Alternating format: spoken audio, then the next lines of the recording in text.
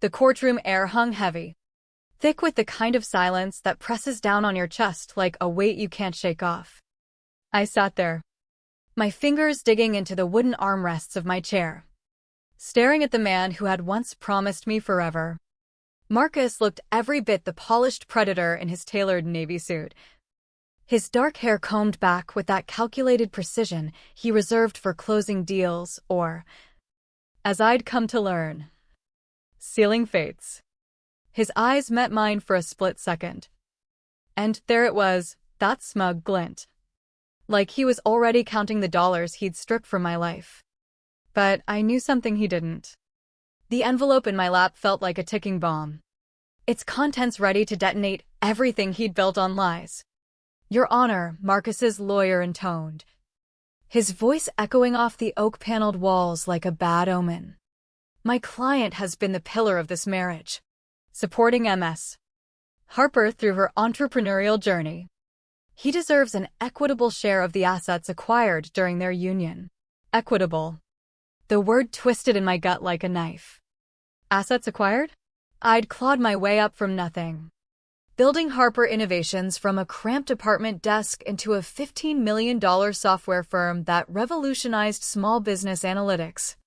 While I coded through bleary-eyed nights, fueled by cheap coffee and sheer grit, Marcus had been networking, or so he claimed, at upscale bars and private clubs, always with a story ready to charm his way out of questions. Marcus rose then, adjusting his silk tie with theatrical flair, that same performative charm he'd used to reel me in 3 years ago. "If I may address the court." "Your Honor," he said, his tone laced with feigned sincerity, the kind that made strangers buy whatever he was selling. "This divorce has torn us both apart, but fairness demands I receive what's mine." I stood by Sophia during her startup's rocky beginnings, her little tech venture, as she called it back then. Little tech venture. My blood simmered. That little venture had paid for his luxury cars, his gambling sprees, his endless business trips. But he pressed on, his voice swelling with confidence, turning to the packed gallery as if they were his audience. "I've waited long enough, watching her squirrel away fortunes while I scraped by. Today, that ends. I'll finally live the life I deserve off the empire she built on my support." Gasps rippled through the room like a wave crashing against rocks. Someone in the back row whispered, "What a gold-digging fool," loud enough for the echo to carry. Marcus's lawyer shot him a desperate glance, yanking at his sleeve. But Marcus was lost in his own spotlight, arms gesturing wildly. "That's right," he boomed, pointing a finger at me like an accusation. "She owes me for enduring her endless work hours, her obsession with success, her cold shoulder to our marriage.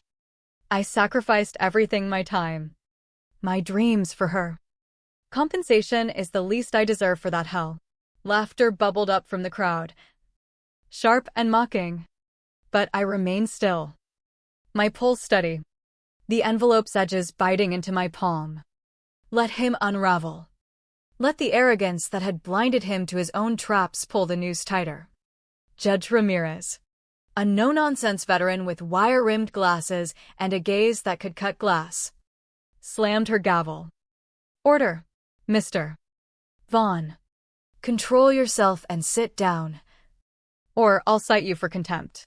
Marcus complied, but that smirk lingered, victorious, as if his rant had just clinched the win.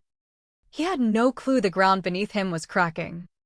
I stood slowly, my voice calm despite the storm raging inside.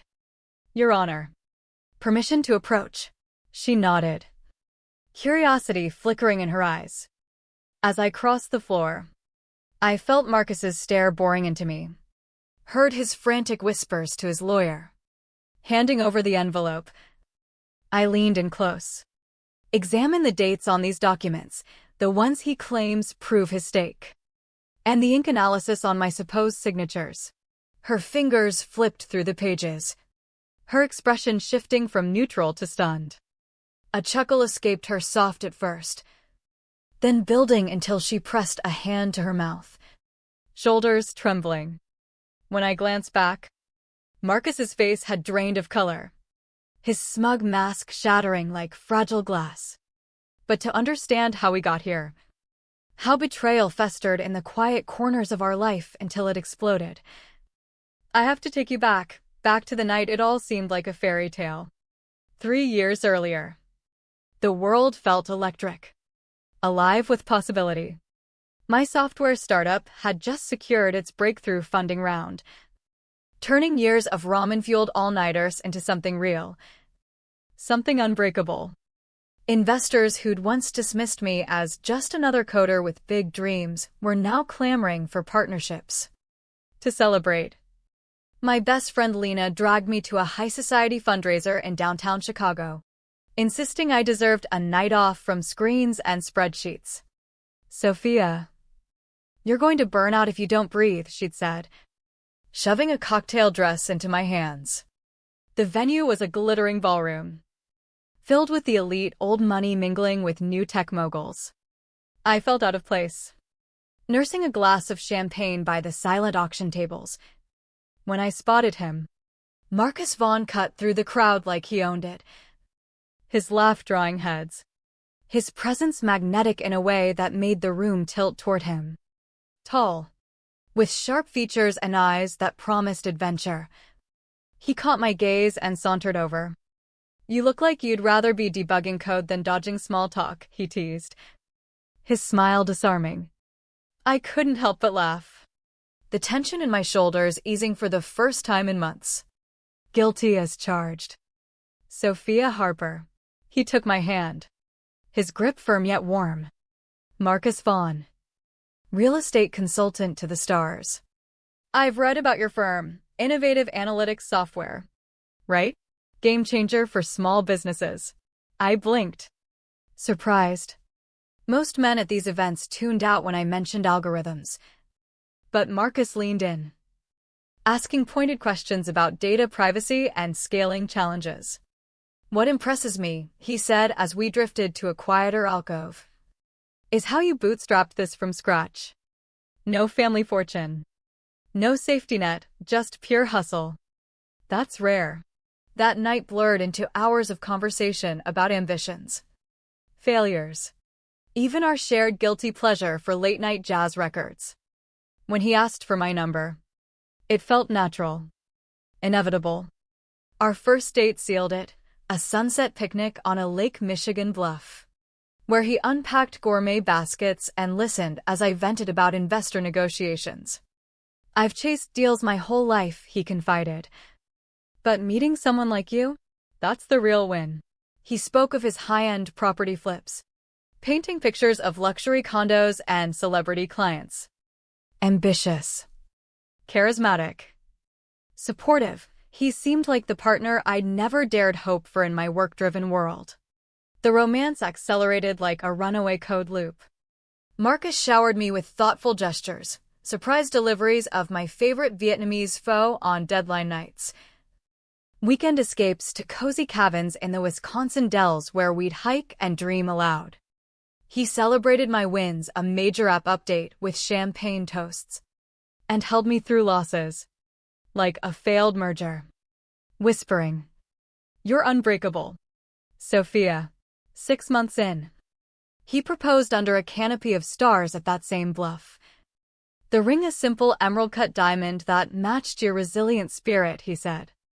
I said yes, swept up in the whirlwind, ignoring the quiet voice in my head warning that nothing this perfect lasts. The wedding was intimate, at a historic chapel overlooking the city, with Marcus handling the details so I could focus on closing a pivotal deal. "Your work comes first," he'd insist, kissing my forehead.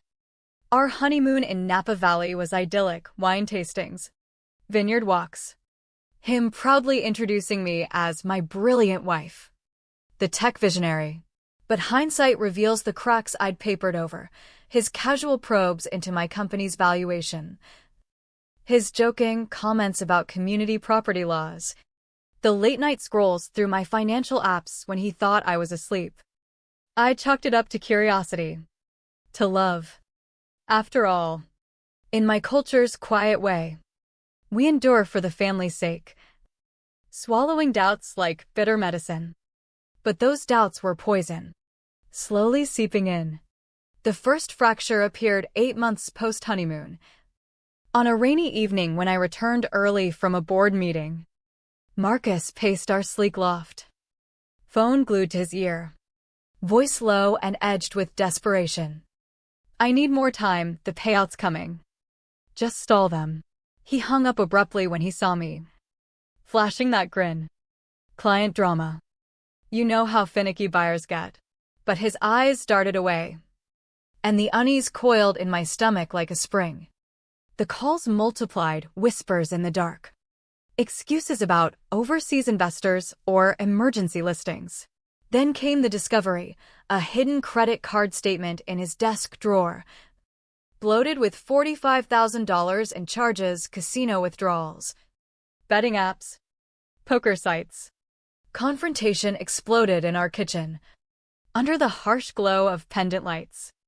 Marcus crumpled, tears streaking his face. It started small. "Sophia, a stress reliever after bad days. I can quit. I just need help bridging this gap. The total debt? $250,000. My world tilted. "How could you hide this?" I whispered, betrayal burning like acid. His mask cracked then, revealing raw fury. "Hide? While you're hoarding millions in your empire. What about us? I'm drowning here." We hurled words like weapons, him accusing me of neglect, me of deceit, until exhaustion silenced us. That night, lying beside him, I felt the silent scream. The man I loved was a stranger. His affection a facade built on my success. The unraveling accelerated. Months later, I caught him rifling through my safe, clutching incorporation papers and shareholder agreements. "Just organizing our joint finances," he snapped. But his tone was ice cold. "We're married, everything shared. Right?" Alarm bells blared. I consulted my attorney, who uncovered Marcus's inquiries into asset division and spousal claims. "He's positioning for a divorce grab," she warned.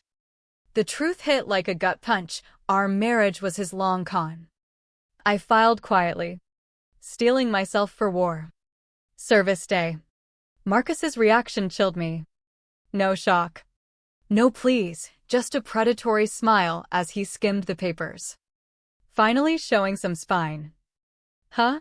Game on. Sophia. You have no idea what I've prepared." He unveiled forged documents, backdated partnerships bearing my signature, granting him half my company. "You signed these in your haze of workaholism. Witnesses confirm it." Panic surged. But doubt nagged. I'd never agree to that. The signatures looked real. But something felt off, like a ghost of my hand. Desperation drove me to Detective Elena Torres, a sharp financial crime specialist with a reputation for dismantling schemes. In her cluttered precinct office, I laid it out, the debts, the forgeries, the calculated betrayal. "This screams pattern," she said, scanning the docs. "Let's bring in a forensic expert." Enter Dr. Mia Chin, a document analyst whose precision could unravel lies at the molecular level. She pored over the papers under UV lights and microscopes, comparing to my verified signatures. Subtle inconsistencies, stroke pressure, ink flow. And the dates? Suspicious. Torres dug deeper, unearthing Marcus's history, 2 prior marriages to affluent women, both ending in asset-stripping settlements. I met his second ex, Rebecca, in a quiet cafe, her eyes shadowed by years of fighting. "He studies you like prey," she confided, sharing files of similar forgeries. "But together, we can end this." Hope flickered amid the rage. The silent endurance I'd learned from family tales of quiet resilience now fueled a burning need for justice. The breakthrough came in Mia's lab, under magnification. The ink revealed modern polymers from a pen model released only months ago, impossible for documents dated years back. Backdated fraud, Mia declared. He's cooked. Torres grinned. We let him strut into court, then dropped the hammer. Pretending ignorance was torture, Marcus paraded his confidence, hinting at easy splits while I seethed in silence. The betrayal's weight crushing my spirit. Court day dawned gray, mirroring my resolve. Marcus entered like a conqueror, I, armored in resolve. His rant unfolded as predicted, arrogant confessions of entitlement, exposing his greed. Then my moment, the envelope to Judge Ramirez.